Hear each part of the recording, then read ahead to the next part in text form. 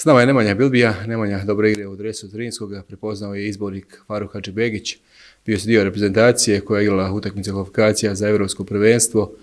Poraz i pobjeda za reprezentaciju Bosne i Hercegovine, kako su tvoji dojmovi?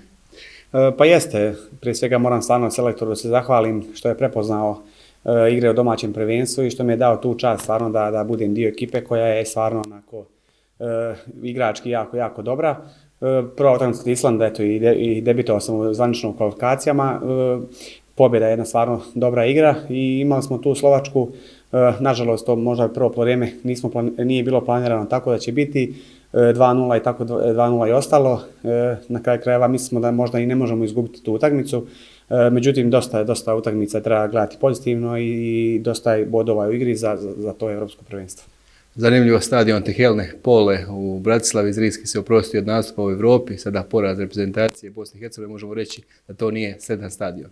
Vrhunski stadion i evo kad sam ulazio u slačionicu, onako stvarno se malo se vraćale neke scene sa utakmice.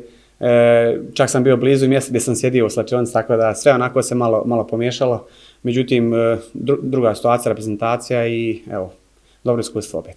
Idemo mi na Zrinski. Ove sezone dobre tvoje partije, Nemanja u dresu Zrinskog, najbolji strelac u povijesti Premier lige i ove sezone najbolji strelac Premier lige sa 15 postignutih golova.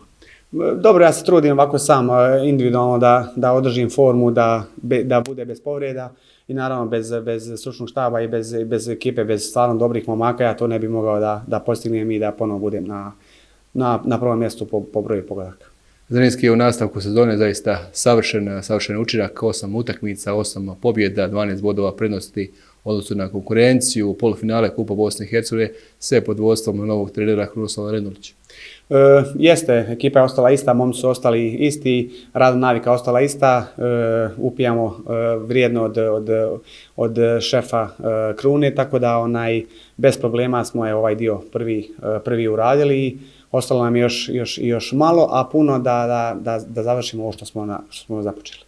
Prvi protivnik koji slijedi, to je ekipa Širokog Brijega, subota 14 sati, stadion Bare u Čitluku.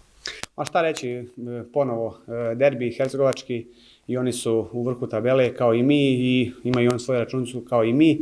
Domaća utakmica, nadamo se puno